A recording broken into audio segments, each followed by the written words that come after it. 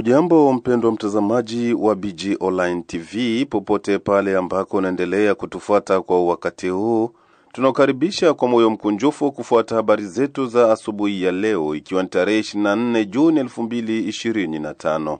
Tunakutangazia matangazo haya kutoka mashariki mwa Jamhuri ya Kidemokrasia ya Kongo, hasa ndani ya mkoa wa Kivu ya Kusini.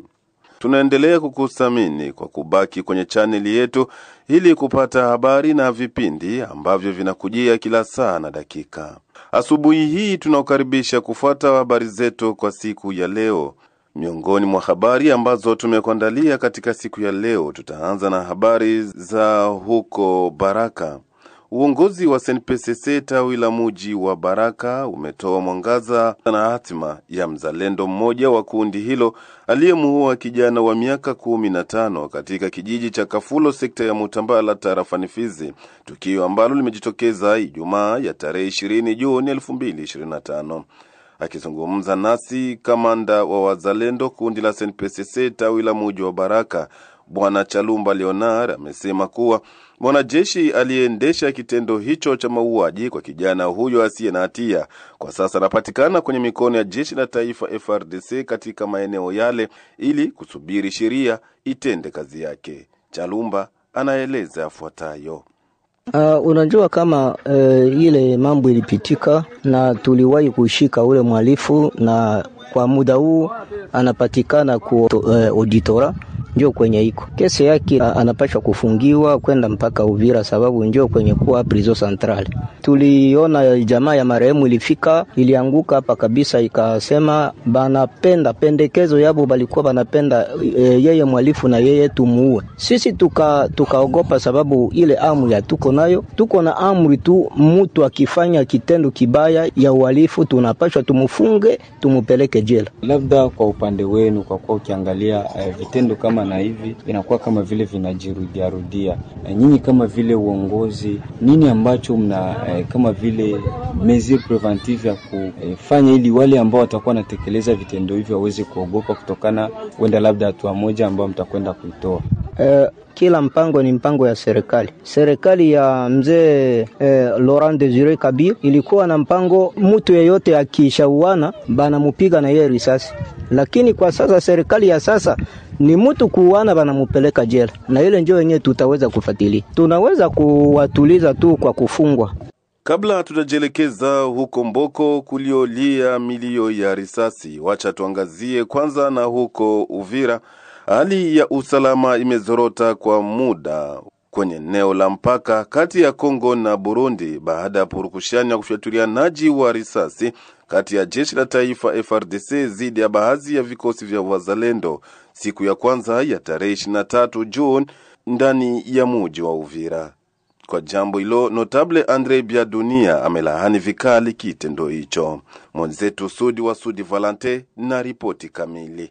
Ndiyo taarifa tunazozataja kwamba hali ya usalama haikuruzia. Yote yameanza pale ambapo baadhi ya askari jeshi wa taifa FARDC walitaka kumpokonya silaha mzalendo. Habari ya usalama mdogo imehakikishwa pia na Andre Biadunia Mashaka, moja kati ya malida kisiasa ukanda wa kusini mwa jimbo hili pa Uvira. Huyu ameanza kwanza kutoa mwangaza na wapi chimbuko ya hali hiyo. Hii situation haikuanza leo, nianza depuis juzi.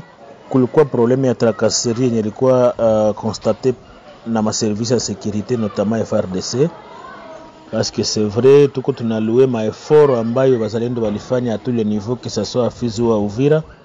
Kama leo adui hayatukamata hapa, c'est parce que wazalendo walisimama wakasema tuwezi kuacha mwingine yetu yende mikono ya barugaruga. Maloro kulijitokeza wazalendo bengi wa kutoka Mwaye Plateau, Fizi, ba Uvira Centre, nafasi nyingine, na wote agglomeration kubwa ni hapa mvile ya Uvira.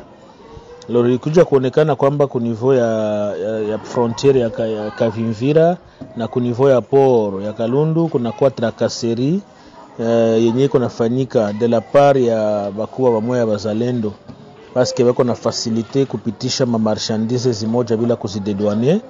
Wako napitisha, mtu anaona anakuya tu anasema niko general, anasema hii ni gari ya kwangu, iko na citerne, muko carburant, camion kabambi, iko na marchandise yenye ngidedouaner $3,000, $4,000, $5,000, yeye wanaweza ya 5000 wanaweza mpatia $1000, yana rizika. Alors likia kuwa constant amer kwamba zile franga haziko zinaenda mu trésor public, mais aussi zile franga haziko zinaenda ku front kwenye bazalendo biko napigana na baba rugaruga, sote upande wa Fizi kumilima, sote upande wa Uvira, sote upande wa Kaziba. Zile franga haziko zinaenda, ziko zinafalia tu, bali wa generaux wanakia kuzilomba ku terrain, ni franga yake ya kula kwenda kulewa na mambo mengine.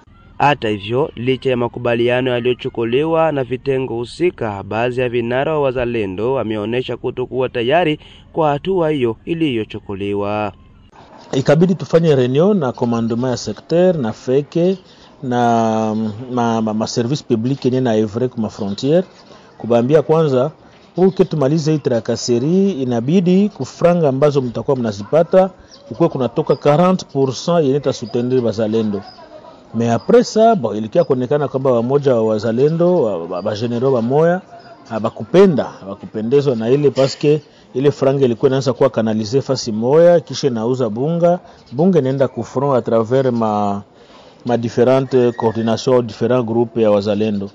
Alors ile situation kaendelea vile, general akadeside kwamba hapana, kumbe niende mimi peke nitie basoda ku frontière benye batakuwa na surveiller le mouvement, baone nani general wa bazalendo mtakuwa na kiatia desordre pale na kutoa magari kwa nguvu pour que tujue namna gani tutafanya. C'est comme ça, je crois c'était le samedi ou vendredi aka déployer basoda pale, na depuis ce temps bon basoda bakabambia bazalendo wote kwanza batoke en attendant bingine bitafata, na ndio kisi wazalendo walitoka babatu bila fuyo, mais bakaendelea kusema kwamba ifo barudie pale. Aiza kuhusu ghasia ya siku ya kwanza iliyozorotesha usalama na kupelekea raia wa moja hasa wasafiri kupoteza vitu, Andre Biadunia Mashaka ametoa maelezo namna ya hali ilivyoanza kwenye mpaka wa nchi ya Burundi na Kongo upande wa Uvira. Alors, incident ya leo inatokana na kwamba d'abord juzi tulideplorer aussi ile situation côté ya FRDC, parce que kuko bazalendo wa moja unaona kama entre frontières pale kwenye ilikuwa zamani pale ku DGDA na ku DGM kule kuko village moja iko pale upande wa je crois ku nord, ni banaita Kahororo, kuko position ya bazalendo nyeko pale. Loro kulikuwa bazalendo biko wanapita banaenda ku position yabo, bakaba déshabiller, bakabavula mateni na kubanyanganya silaha, bakupenda pa kupigana paski walikuwa badogo, par le fait que nombre ya ba FRDC ilikuwa mingi pale. Mais tukasema ile ni acte moja ya bravoure kuona kwamba bakupenda kupigana na kupigana masasi ya burebure. Loro leo kuna bazalendo watatu, mmoja alikuwa na silaha na wengine wawili hawakuwa na silaha. Kwa kusema mentera franchir banatoka upande wa Kavimvira wako naenda kule Kahororo, FRDC kabambia waache bunduki, wakasema tuwezi acha bunduki. Ndio ilikuwa chanzo cha masasi ambayo ililia pale, batu walikimbia mdebandade ya nguvu sana, kulikuwa ba policier bazalendo basoda bakabakimbiza. Donc kama hii situation haiko bien gérée, ina risque ku dégénérer, parce que unaona mtu yuko na bunduki hapendaki akuwe frustré, hapendaki aonelewe, inaweza kufikia kesho ke banaanza kupigana wao wenyewe kwa wao wenyewe entre wazalendo na askari jeshi, haitakuwa vizuri. Ndio maana sisi comme notabilité tulipima kumita komanda secteur na kumwambia afanye prudence, aite wazalendo abambie kwamba pourquoi alifanya ile, mais akatuambia kwamba nishafanya reunion nabo, niliwaambia ke parce que wanaenda ku dédouaner marchandises, ba faire perdre franga zisingie mu trésor public, alors que tuko na besoin franga ingie mu trésor public pour que wako napate le 40% yabo yenye tulilagana nabo.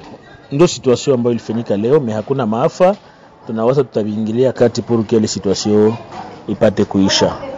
Tukumbushe kuwa hiyo sio mara ya kwanza jeshi la taifa FARDC linafanya ghasia na wazalendo wapo katika mji jirani wa Uvira. Tukamilishe habari zetu siku ya leo na habari za huko Mboko, ambako milio ya risasi imesikika kwa wingi tangu usiku wa siku ya Ijumapili ya tarehe 22 Juni 2025 na hadi siku ya Jumatatu ya tarehe 23 ndani ya kijiji cha Mboko, sekta ya Tanganyika, tarafani Fizi.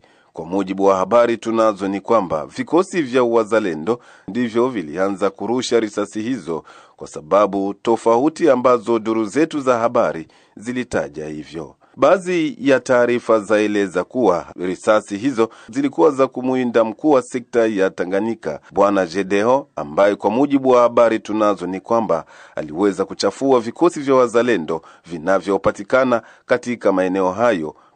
Pia washutumu kuwa alichukua pesa zao ambazo zinachukuliwa kwa raia kwa kila mwezi ambazo zinaitwa effort de guerre. Upande mwingine, habari hizo zaeleza kuwa baadhi ya wazalendo wanaopatikana katika eneo hilo la Mboko waliweza kunyang'anya bunduki mzalendo mmoja aliyetoka ndani ya manispaa ya Katanga mjini Baraka na kujelekeza eneo hilo kwa ajili ya kilio cha familia, na ndipo purukushani hizo zilipata kuanzishwa. Mmoja kati ya raia wa eneo hilo la kijiji cha Mboko, sekta ya Tanganyika, anaonesha hapa kwa machache namna hali ilivyotokea. Kufatana na hali ya wasiwasi ambayo ilitokea Mboko, tulikuwa na sherehe ya kumbukumbu ya Mwami Omari Charles Simbi ya kueneza mwaka mmoja tangu kutoweka kwake, pigwa masasi mwa Avenue du Marché. Seremoni hiyo ilipitika kwenye nafasi mingi kwa kuanzia ku bureau groupement, kutoka ku bureau groupement tukaenda mwa Avenue kwenye alipigiwa masasi, kutoka mwa Avenue kaenda kwenye alizikwa. Kutoka kule kulikuwa conference débat,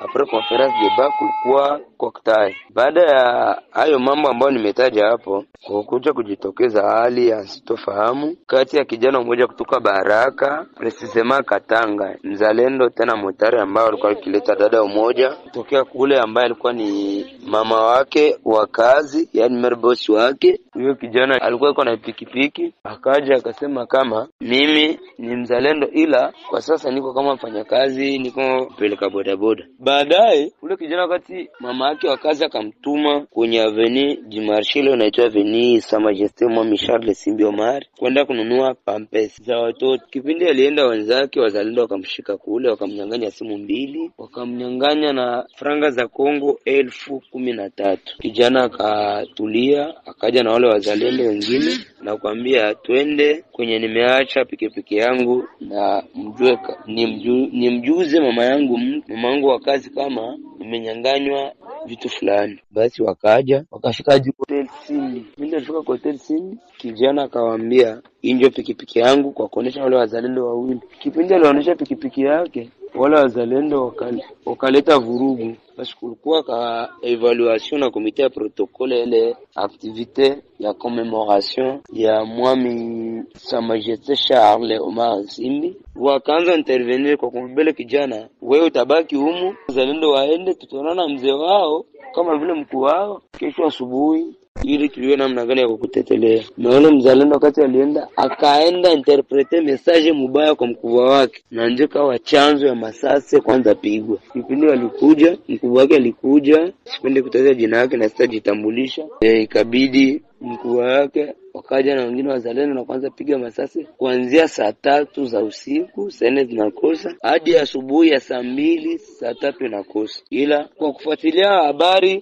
fulani tukia kugundua kama mkuu wa wazalendo hapa kwetu Mboko alisema kwamba chanzo ya fujo sio kufatana na hiyo hali ilitokeza jana, chanzo ya fujo ni kufatana na kubwa wa sekta ya Tanganyika, Mheshimiwa Gedeon Obakano. Haiti alikula pesa zao za effort de guerre zenye raia wako wanatoa kwa kila nyumba mwisho wa mwezi franga 1000 hadi sasa wazajiona, na akampa masaa 4 au ameshatoka kwenye eneo yote ya sekta ya Tanganyika. Bila hivyo watamuua. Hiyo ndio kisa. Tofauti na hiyo labda kwa mengine, lakini anakuambia mimi kama vile mwenye kuongeza sasa hivi. Na hadi hapo ndipo tumetamatisha habari zetu kwa siku ya leo. Mpendwa mtazamaji na msikilizaji wa BG Online TV, tunakushukuru kwa kutufuata mwanzo hadi tamati wa habari hizi.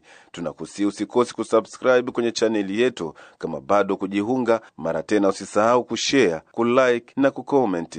Tukutanane baadaye panapo majaliwa.